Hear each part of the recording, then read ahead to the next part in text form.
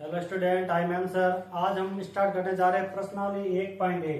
आपका पहला चैप्टर चल रहा है वास्तविक संख्या। तो आज प्रश्नावली हमारी 1.1 के क्वेश्चन देखेंगे। तो देखो, आपका पहला क्वेश्चन है, निम्नलिखित संख्याओं का अभाज्य गुणनखंड के गुणनफल के रूप में व्यक्त कीजिए। यानी आपकी कोई भी संख्या दी हुई है, अभाज्य गुणनखंड के द्वारा इसके गुणनखंड करने और आपको गुणनफल के रूप में इसको लिखना है। तो देखो, पहला दिया हुआ है क्वेश्चन आपका 140। तो देखो, इसका अभाज्य गुणनखंड द्वारा टुकड़े करेंगे। तो देखो 140 को क्या लिख सकते हैं, 140 को ऐसे, ठीक है। अब देखो 140 है, पीछे आपका 0 है, यानी जिसके पीछे 0, 2, 4, 6, 8 हो तो उसमें 2 का पूरा पूरा भाग दे सकते हैं। तो इसमें किसका भाग जाएगा, 2 का भाग जाएगा। देखो 2 का भाग 140 में देना है, 2 का भाग किसमें देना है, 140 में। तो 140 के आधे कर दो, 2 का भाग का मतलब क्या, तो संख्या का आधा कर दो। तो 140 के आधे कितने हो जाएंगे आपके, 70। कितने हो जाएंगे इसके आधे, 70। अब वापिस 2 का भाग देना 70 में। तो 70 के आधे कितने होते हैं आपके, 35। कितने हो जाएंगे, 35। और देखो 35 में 5 का भाग जाएगा। किसका भाग जाएगा, 5 का। कितनी बार जाएगा, 7 बार। और 7 का भाग 7 में जाएगा आपके 1 बार। कितना आएगा, 1।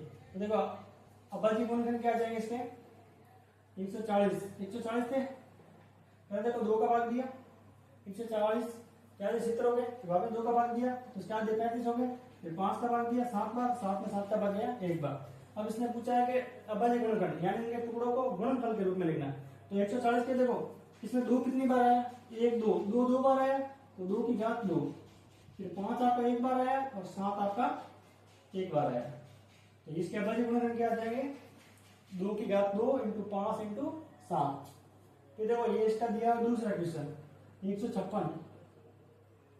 अब 156 में देखो पीछे 6 आ रहा है, यानी इसका 2 का पूरा पूरा भाग जाएगा। और देखो 2 का भाग 156 में देंगे तो 156 के आधे कितने हो जाएंगे, 156 के आधे हो जाएंगे 78। कितने हो जाएंगे आपके, 78। तो ये हो जाएंगे आपके 78। फिर वापस 2 का भाग देंगे। अब 78 के आधे करने, हमें क्या करना है, 78 के आधे। अब 78 के आधे कितने होंगे आपके, और 80 के आधे 40 होते हैं। तो 78 के आधे कितने हो जाएंगे आपके, 39। कितने हो जाएंगे आपके, 39। तो देखो 39 में देखो 3 का भाग जा रहा है। किसका भाग जा रहा है, 3। अब 3 के देखो भाग का मतलब क्या है कि दोनों को जोड़ेंगे तो 12 आ रहा है, और 12 में 3 का भाग जाता है, यानी पूरी संख्या में भी 3 का भाग जाता है। 3 का भाग 3 में गया 1 बार, और 3 का भाग 9 में जाएगा 13 बार। अब देखो 13 में किसका भाग जाएगा, सिर्फ 13 का ही जाएगा, क्योंकि 13 है आपकी अभाज्य संख्या। क्या है, अभाज्य संख्या में इसमें खुद का ही भाग जाता है। तो 13 किसका जाएगा, 13 का भाग। तो इसके अभाज्य गुणनखंड के गुणनफल क्या आएगा, 156। तो देखो इसमें 2 कितनी बार आया, 2 बार। तो 2 की घात 2। 3 कितनी बार आया, 1 बार। और 13 कितनी बार आया, 1 बार। तो ये हो जाएंगे इसके टुकड़े। ये क्या हो जाएंगे, इनके टुकड़े। ये अभाज्य गुणनखंड द्वारा गुणनफल आ गए इसके, ठीक है। अब देखो ये है आपका, इस संख्या में किसका भाग जाएगा, 38, 25। पहले देखो अब पीछे आपके 5 है, तो यहाँ तो इसमें 5 का भाग दे सकते हैं। तो जिसके पीछे 0 और 5 और उसमें किसका भाग जाता है आपके, 5 का भाग। यहाँ इनको देखो जोड़ो, ये जोड़ा 3 और 8 कितने हुए, 11, 11 और 2 13, 13 और 5 18, 18 3 के पड़े था, यानी 3 का भाग भी दे सकते हैं और 5 का भाग भी दे सकते हैं। तो पहले हमेशा छोटी संख्या का भाग देते हैं, चाहे बड़ी कर दो उसमें कोई फर्क नहीं पड़ेगा। तो देखो 3 का भाग देंगे पहले, 3 का भाग 3 में गया 1 बार, 3 का भाग 8 में जाएगा आपका 2 बार, शेष बचेंगे आपके 2। फिर उतारेंगे 2, 22 में 3 का भाग जाएगा 7 बार, शेष बचेगा आपका 1। उतारेंगे 5, 15 में जाएगा आपके 5 बार। 15 में कितनी बार जाएगा आपके, 5 बार। अब वापस देखो जोड़ो, ये 3 और 7 10 और 5 15। तो 15 में 3 का भाग जाता है, इसलिए पूरी संख्या में भी 3 का भाग जाता है। तो 3 का भाग देंगे। ये आपके भाजकता के नियम है। ये क्या है, भाजकता के नियम, उसके अनुसार इसका भाग जाएगा। तो देखो 12 है, 12 में 3 का भाग जा रहा है आपके 4 बार। 12 में 3 का भाग कितनी बार जाएगा, 4 बार। फिर देखो 7 में 3 का भाग जाएगा आपके 2 बार, शेष बचेगा 1। उतारेंगे 5 तो 15, 15 में 3 का भाग जाएगा आपके 5 बार। कितनी बार जाएगा आपके, 5 बार। और देखो ये इनको जोड़ेंगे तो कितने हो रहे हैं आपके, 6 और 11। अब 11 में 3 का भाग नहीं जाता। अब पीछे आपका 5 है तो 5 का भाग दे सकते हैं। पीछे क्या आपका 5, तो 5 का भाग देंगे। 5 का भाग देखो यूनिट्स में दिया, कितनी बार गया, 8 बार। शेष बचा 2, उतारे 5 तो 25, 25 में 5 का भाग जाएगा 5 बार। अब वहां पे देखो पीछे 5 है यानी 5 का भाग दे सकते। 8 में 5 का भाग दिया एक बार, शेष बचा आपका 3, उतारा 5 तो हो गए 35, और 35 में जाएगा आपके 5 का भाग 7 बार। अब 17, 17 में किसका भाग जाएगा? सिर्फ 17 का। तो 17 में 17 का भाग कितनी बार जाएगा आपके? एक बार। ठीक है, तो देखो संख्या कौन सी थी हमारे पास? 3825। तो इसके अभाज्य गुणनखंड क्या है? देखो इसके अभाज्य गुणनखंड आया यहाँ पे 3 कितनी बार आया? 2 बार, तो 3 की घात 2। 5 कितनी बार आया आपके? 2 बार, तो 5 की घात 2, और गुणन क्या है आपके? 17, तो 17 का 17। देखो चौथा है 5005, 5005। तो 5005 में किसका भाग देंगे आपके? पीछे देखो 5 है, इनको जोड़ेंगे 10 हो रहा है, तो देखो 2 का नहीं जाएगा, 3 का नहीं जाएगा, मतलब पीछे 5 है, मतलब 5 का भाग जाएगा। तो 5 का भाग 5 में गया एक बार, ये 2 जीरो है तो ये 2 जीरो वापस आ जाएंगे, और फिर 5 का भाग 5 में जाएगा आपके एक बार। कितनी बार जाएगा आपके? एक बार। अब इसमें 7 का भाग देंगे। किसका भाग देंगे? 7 का भाग। 7 का भाग 10 में गया एक बार, पीछे कितने बचे आपके? 3, उतारा है 0 तो हो गए 30, 30 में 7 का भाग जाएगा आपके 4 बार। 28 हुआ ना, 30 में से 28 घटाएंगे तो 2, फिर उतारेंगे आपका 1, यानी 21 में 7 का भाग जाएगा 3 बार। कितने बार जाएगा आपके? 3 बार। अब इसमें 11 का भाग दे सकते हैं। किसका भाग दे सकते हैं? 11। तो 11 का भाग 14 में जाता है एक बार, और शेष कितने बचे आपके? 3, फिर ये होता है 3 तो हो गए 33। कितने हो गए आपके? 33। 33 में 11 का भाग जाता है 3 बार। अब इसमें किसका जाएगा आपका? 13 का भाग। 13 का भाग कितनी बार जाएगा इसमें? एक बार। कितनी बार जाएगा आपसे? एक बार। तो देखो संख्या थी हमारी 5005, तो इसके टुकड़े क्या है? 5 गुणा 7 गुणा 11 गुणा 13, ये इसके अभाज्य गुणनखंड द्वारा गुणनफल है इसकी। और लास्ट हमारे पास संख्या बची है 7429। अब देखो ये देखिए आपका ये 500 सवाल है, 4000 मतलब 7429। अब इसमें देखो देंगे 17 का भाग। किसका भाग देंगे? पहले 17 का भाग। देखो इसमें भाग देख के देखा हमने, 2 का नहीं जा रहा, 3 का नहीं जा रहा, 4 5 6 7 8 9 10 11 12 सारा देख के नहीं जाता, तो फिर इसका देंगे 17 का। और देखो 17 और 17 जोड़े तो 34, 34 और 34 तो 68, यानी 74 से जस्ट कम कितने? 68, यानी 4 बार भाग जाएगा। 74 में 17 का भाग देंगे कितनी बार जाएगा? 4 बार। तो कितना है आपके? 68। 74 में से 68 गए, तो पीछे कितने बचे? 6 बचे। 74 में से 68 गए, पीछे बचे 6। अब उतार आपका ये 2, कितने हो गए? 62। तो 62 में अब जाएगा 3 बार। कितना आएगा? 51। 62 में से 51 घटाएंगे, और उतारा ये 9 तो 119। कितने बचेंगे? 119। अब 119 में 17 का भाग देना। अब 119 में 17 का भाग देंगे आपके, आगे 17 का भाग इसमें जाएगा आपके 7 बार। कितनी बार जाएगा? 7 बार। अब देखो इसमें देंगे 19 का भाग। किसका भाग देंगे? 19 का भाग। अब देखो 19 का भाग इसमें जाएगा आपके 2 बार। कितनी बार जाएगा आपके? 2 बार। 19 और 19 कितने होते हैं? 38। 19 और 19 38 होते हैं ना, यानी 2 बार भाग गए। अब 43 में से 38 घटाए, पीछे कितने बचे आपके? 5, और उतारे 7 हो गए 57, और 57 में 19 का भाग जाएगा 3 बार। कितनी बार जाएगा? 3 बार। अब किसका जाएगा? सिर्फ 23 का ही भाग जाएगा, क्योंकि देखो 23 आपके अभाज्य संख्या, अभाज्य संख्या में सिर्फ खुद का भाग जाता है, बाकी किसी का भाग नहीं जाता। तो 23 में किसका भाग जाएगा? सिर्फ 23 का ही भाग जाएगा। देखो हमारे पास संख्या थी 7429, तो इसके टुकड़े क्या है? अभाज्य गुणनखंड 17, 19 और 23। तो इसका अभाज्य गुणनखंड टुकड़े क्या है? 17 गुणा 19 गुणा 23। तो ये आपका पहला सवाल था अभाज्य गुणनखंड विधि द्वारा गुणनफल। तो स्टूडेंट आगे देखिए, आपका दूसरा क्वेश्चन है पूर्णांकों के निम्नलिखित युग्मों के एचसीएफ और एलसीएम ज्ञात कीजिए तथा इसकी जांच कीजिए कि दो संख्या का गुणनफल बराबर एचसीएफ इंटू एलसीएम, यानी ये दो संख्या थी, इनका गुणा करें और हम एलसीएम और एचसीएफ निकालेंगे, उनका गुणा करें, तो दोनों का मान बराबर आना चाहिए। तो ये हमें सिद्ध करना है। तो देखो आपका पहला है, पहले का दूसरे का पहला है 26 और 91, इसके अभाज्य गुणनखंड टुकड़े करके एलसीएम और एचसीएफ ज्ञात करना पड़ेगा। ठीक है, तो देखो ये है आपके 26, तो 26 में पहले किसका भाग देंगे? 2 का भाग देंगे। कितनी बार जाएगा?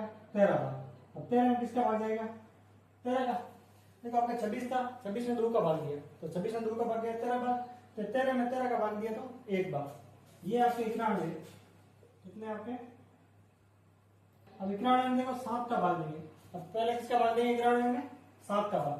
तो देखो 7 का भाग 9 में जाएगा एक बार, शेष कितना बचेगा आपका 2, और फिर उतारेंगे 1 तो जाएगा 21, 21 में 7 का भाग जाता है आपके 3 बार। अब 13 में किसका भाग जाएगा 13 का, 13 में किसका भाग जाएगा 13 का।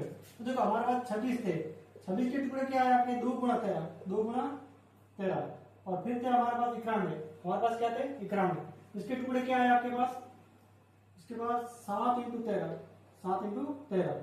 अब निकालना आपको एचसीएफ।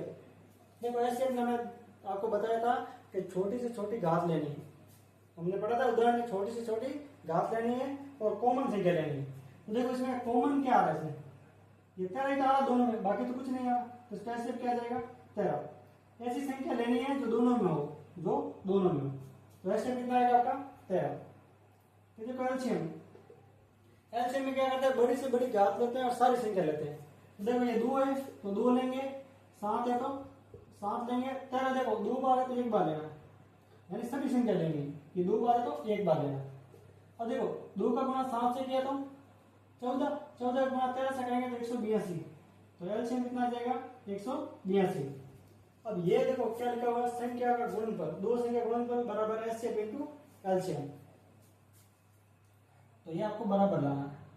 तो हमारा सूत्र है दो संख्या का गुणनफल, दो संख्या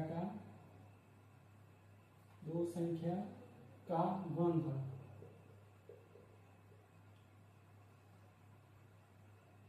दो संख्या का गुणनफल बराबर क्या हो जाएगा आपका HCF into LCM, HCF into LCM. अब देखो दो संख्या कौन कौन सी थी हमारे 26 और 91, 26 और 91, और एचसीएफ कितना हमारे पास 13, 13 और 182। अब इनका 26 का गुणा 91 से करना है तो कितना आ जाएंगे आपके 23 66, तो इसका गुणा करेंगे कितना आएगा आपका 23 66, और इसका गुणा भी करेंगे कितना आएगा 23 66, यानी ये आपकी जांच हो गई क्योंकि दोनों मान बराबर है। अगर दो संख्या का गुणा करके देखो तो भी आपका 23 66 आ रहा है, और आप एचसीएम और एलसीएम का गुणा करो तो भी कितना आ रहा है 23 और 66, यानी ये आपकी जांच हो गई, दोनों मान समान आ रहे हैं। आगे देखिए इसका दूसरा क्वेश्चन, इसका दूसरा देखो 510 के टुकड़े करने, 510 के टुकड़े, पहले देखो 2 का भाग देंगे। अब 2 का भाग का मतलब क्या होता है 510 क्या दे, 500 क्या दे होता है 250, और 10 को जाएंगे 55, यानी कितना जाएंगे 255।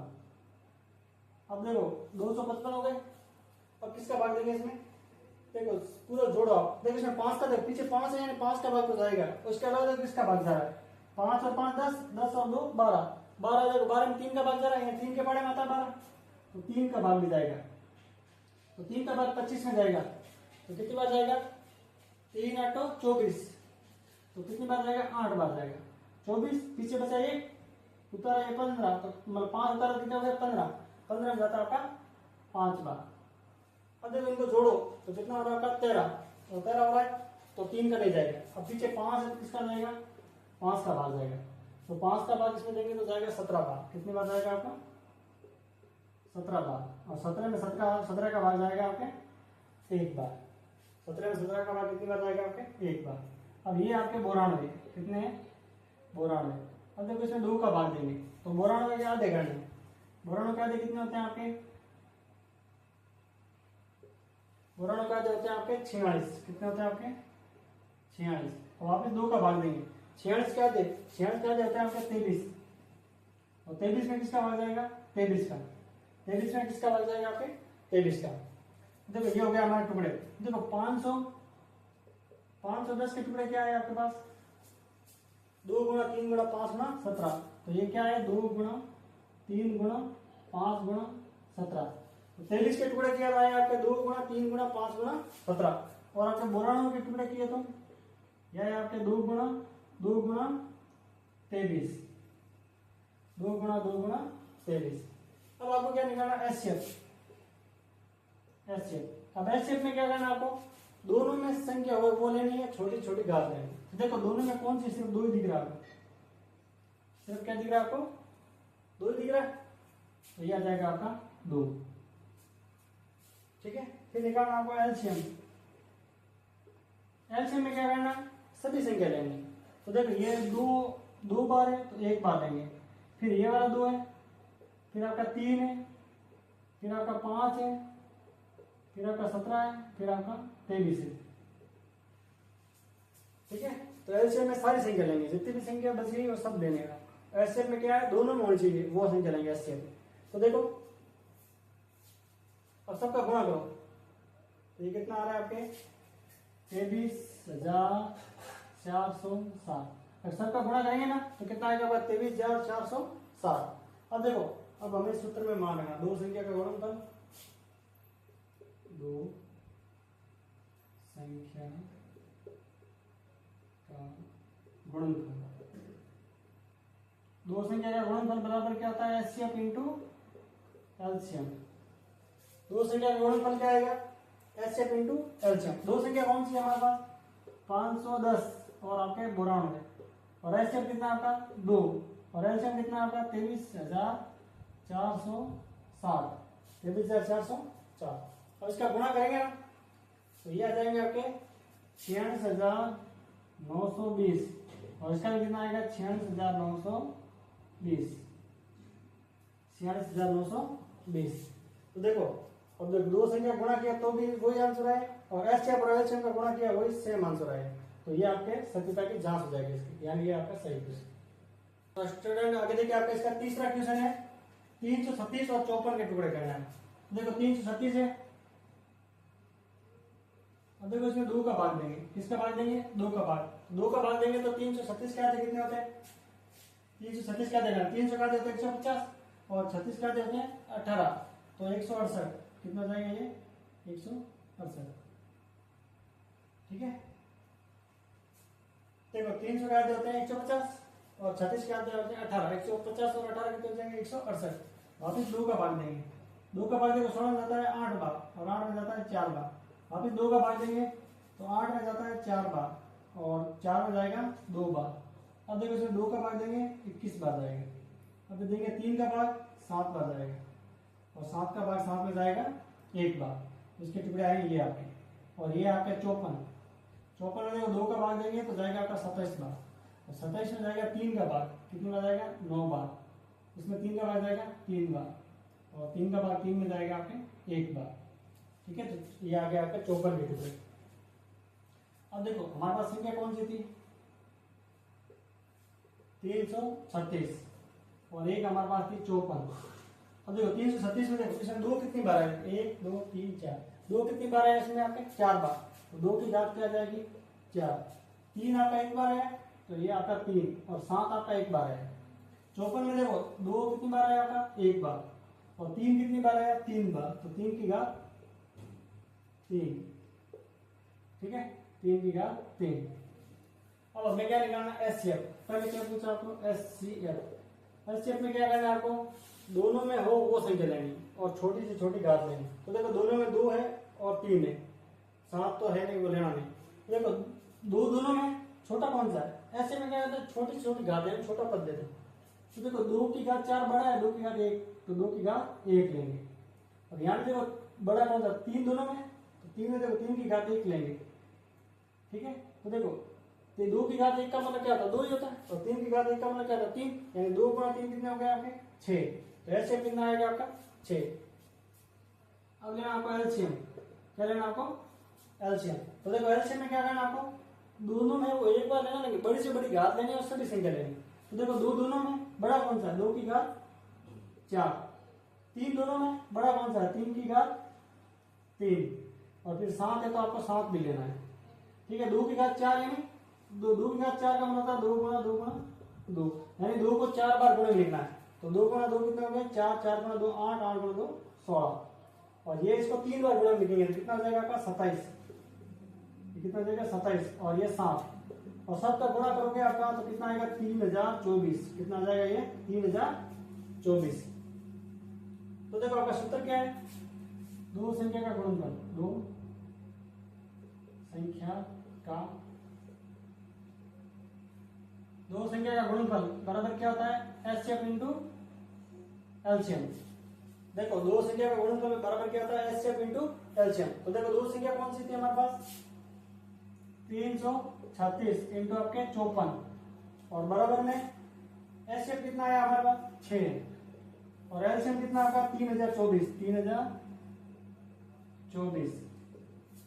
अब देखो ये 6 का गुणा 4 से किया, 4 से 24 असल के 2, 6 का गुणा 2 से किया 18 और 2 असल के।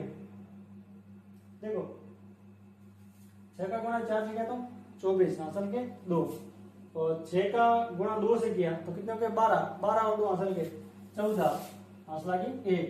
अब 6 का गुणा 0 से करेंगे तो 0 और 1 असल का है तो वो 1 आ जाएगा और 6 का गुणा 3 बार बोला तो 18।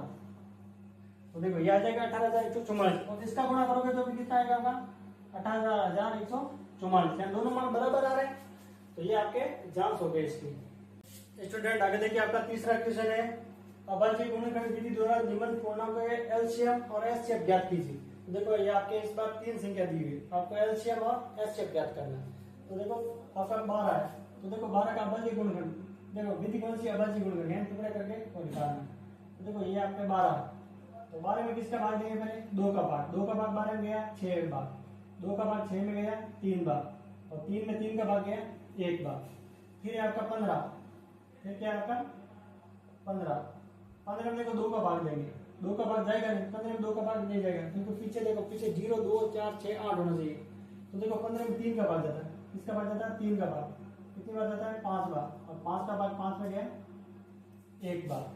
फिर है आपका 21 में देखो किसका भाग जाएगा 3 का भाग, कितनी बार जाएगा 7 बार और 7 का भाग 7 में जाएगा 1 बार। ठीक है। अब देखो अब हमारे पास 12 थे, क्या थे आपके पास संख्या 12 और संख्या थी आपके पास 15 और संख्या थी आपके पास 21। देखो 12 के टुकड़े क्या है 2 गुणा 2 गुणा 3 यानी 2 कितनी बार है 2 बार, तो 2 की घात 2 और आपके 3। फिर है आपका 15 देखो टुकड़े क्या है 3 गुणा 5 और इसमें क्या है आपके 3 गुणा 7, 3 गुणा 7। अब हमें क्या निकालना है एचसीएफ और एलसीएम। तो देखो एचसीएफ और एलसीएम, तो एचसीएफ, अब एचसीएफ में क्या नियम है आपका, एचसीएफ में देखो आपका नियम है कि ऐसी संख्या लेनी है जो तीनों में हो। तो देखो तीनों में कौन सी 2 क्या तीनों में क्या नहीं है, देखो 3 तीनों में, देखो यहाँ है यहाँ है यहाँ है, यानी 3 तीनों में आपके 3 आपके तीनों में। देखो ऐसी संख्या लेनी है एचसीएफ में जो तीनों में हो, 2 संख्या 2 में हो और 3 हो तो तीनों में हो। तो 3 ऐसी संख्या जो तीनों में, तो एचसीएफ कितना आएगा इसका 3। फिर निकालना है एलसीएम, तो एलसीएम में क्या करना सभी संख्या लेनी है, बड़ी से बड़ी घात लेनी है। तो देखो 2 की घात कितनी है 2, बड़ी से बड़ी घात क्या है 2। फिर आपका 3 है, तीनों में तो 1 बार लेना है, तो 3 की घात में 1 ही है। फिर आपका 5 है तो 5 लेना है, 7 है तो 7 लेना, 2 की घात 2 कितना हो जाएगा आपका 4, ये 3 गुणा 5 गुणा 7। अब देखो अब आपका 4 का गुणा 3 से किया, 4 का गुणा किससे किया 3 से, तो कितना हुआ 12, 12 का गुणा 5 से करेंगे तो 60 और 60 का गुणा 7 से करना तो कितना जाएगा 420, कितना जाएंगे 420। तो एलसीएम कितना है इसका 420। अब देखो ये आपका 17 में किसका भाग जाता है 17, तो क्या अभाज्य संख्या है 23 भी क्या है अभाज्य संख्या है, 29 भी अभाज्य संख्या है। तो उसमें खुद का ही भाग जाएगा, उसके अलावा किसी का भाग नहीं जाएगा क्योंकि अभाज्य संख्या। अब देखो 17 के टुकड़े क्या है 17, 23 के टुकड़े क्या है 23, 29 के टुकड़े क्या है 29। अब आपको निकालना है एचसीएफ, क्या निकालना आपको, अब एचसीएफ में क्या करना है तीनों में होनी चाहिए। ऐसी कोई संख्या दिख रही है क्या जो तीनों में, ऐसी कोई संख्या नहीं दिख रही जो तीनों में, तो क्या हम 17 का ऐसा नहीं लिख सकते क्या, 17 गुणा 1 लिख सकते हैं, 23 गुणा 1 लिख सकते हैं, 29 गुणा 1 लिख सकते हैं। इसको 1 से गुणा करेंगे तो वही संख्या आएगी, संख्या में कोई फर्क नहीं पड़ेगा। अब देखो तीनों में कॉमन क्या दिख रहा है, तीनों में एक जैसा एक ही दिख रहा है, तो एचसीएफ कितना आएगा आपका 1। तो आपको ध्यान के रखना कि अगर अभाज्य संख्या जाए जिसके टुकड़े ना हो और कुछ कॉमन ना दिखे, अगर कुछ कॉमन ना दिखे तो आपको 1 लेना है, आंसर क्या जाएगा 1। एलसीएम में क्या करना है, एलसीएम में सभी का गुणा, जितनी संख्या सारी लेनी गुणा में, 17 23 29 सभी का क्या करना, 17 भी लेना 23 लेना 29 भी लेना और सबका गुणा करेंगे तो कितना आ जाएगा आपका 11 33 9 11,339 कितने आ जाएंगे 11,300। अब देखो आपका तीसरा सवाल इसका। तीसरा में देखो 8 है तो 8 के टुकड़े करने हैं। 8 में 2 का भाग गया 4 बार, 2 का भाग 4 में गया 2 बार, 2 का भाग 2 में गया 1 बार, 2 का भाग 8 में गया 4 बार, 2 का भाग 4 में गया 2 बार, 2 का भाग 2 में गया 1 बार।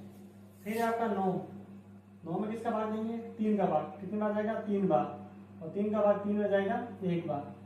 फिर आपके पास 25 कितने हैं 25, तो 25 में किसका भाग देंगे आपका 5 का, 25 है ना, 25 में किसका भाग जाता है 5 का, कितनी बार जाएगा 5 बार, और 5 का भाग 5 में जाएगा आपके 1 बार।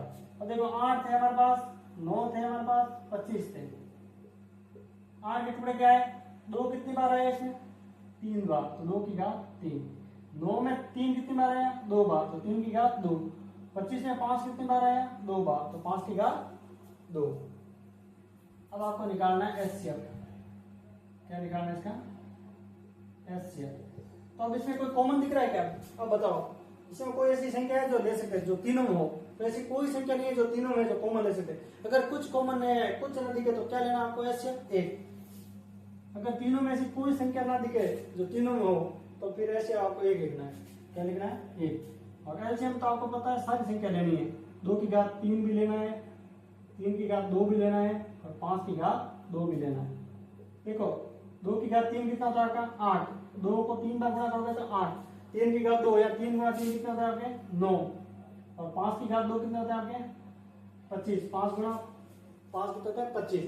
अब ध्यान से सुनना, 8 का गुणा किया 25 से, अगर 8 का गुणा 25 से करोगे ना तो कितना होता है आपका 200, और 200 गुणा 9 से करेंगे तो 1800, तो एलसीएम कितना आ जाएगा इसका 1800।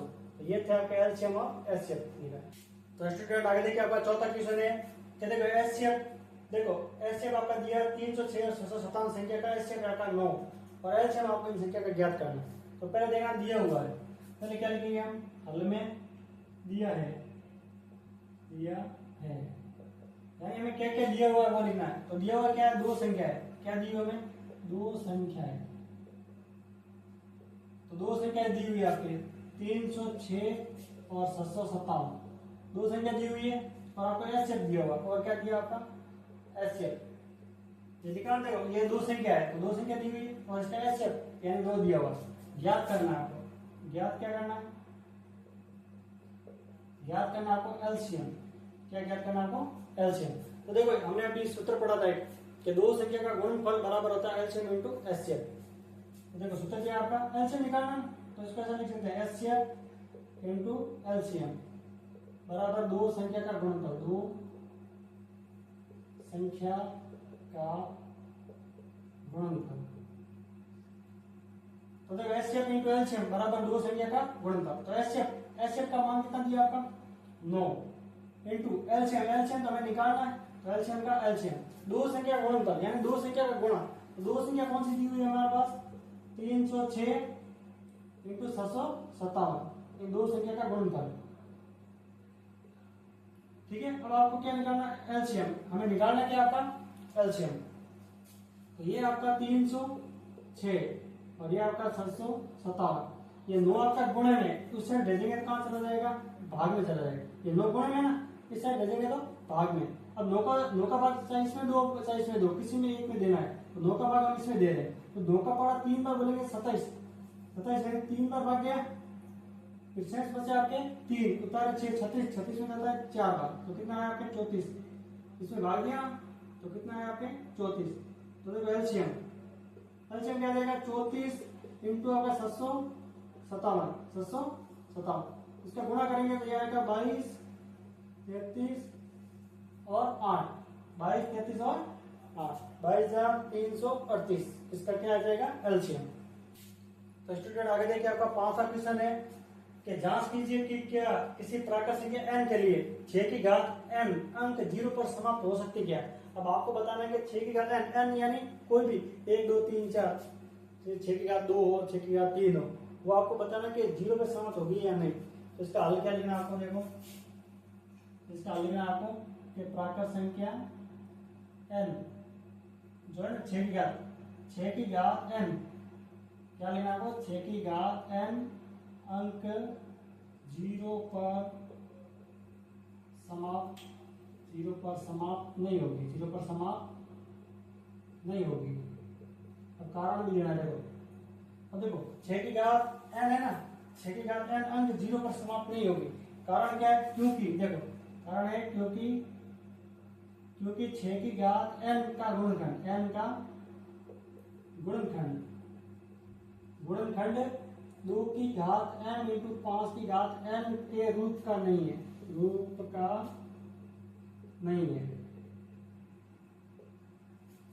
ठीक है, देखो 6 की घात n का गुणनखंड होगा, गुणनखंड यानी 6 के टुकड़े करेंगे ना, तो 2 और 5 नहीं आ रहा गुणन में, 6 के टुकड़े क्या आ रहे हैं, देखो 6 के टुकड़े आ रहे हैं आपके 2 गुणा 3, 2 गुणा क्या आ रहा है 3, 2 तो आ रहा है लेकिन 5 नहीं आ रहा, और 2 और 5 आ जाएगा, 2 का गुणा 5 से करेंगे 10, यानी लास्ट में क्या आ रहा है 0, 2 का गुणा 5 से करेंगे 10 हो रहा है, और घात तो अपने कुछ भी हो तो लास्ट में 0 तो आएगा ना, 10 होगा 100 होगा 1000 होगा तो लास्ट में 0 आएगा, यानी 0 पे समाप्त होगा।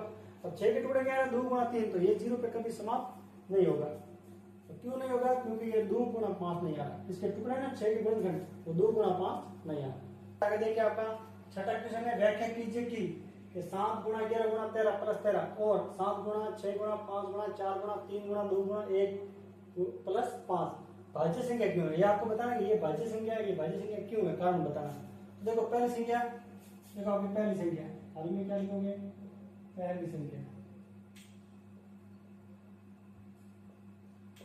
पहली संख्या क्या आपके पास 7 इंटू 11 इंटू 13 और प्लस 13 आपके 13।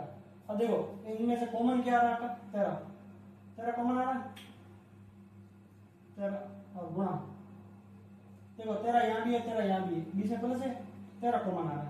अब तो यहाँ क्या बचा 7 गुणा 11 गुणा 1 प्लस 1 बचा, 13 कॉमन आ गया बात, तो यहाँ 1 बचा और यहाँ भी 1 बचा।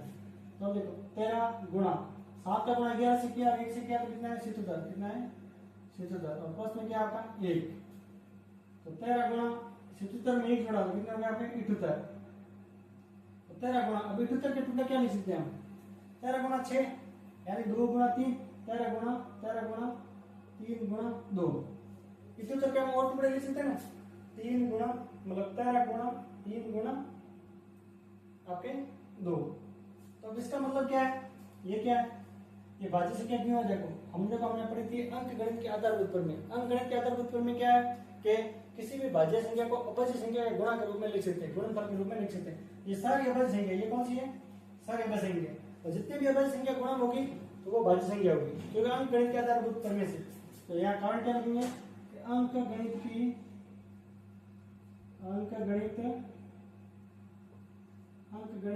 आधारभूत पर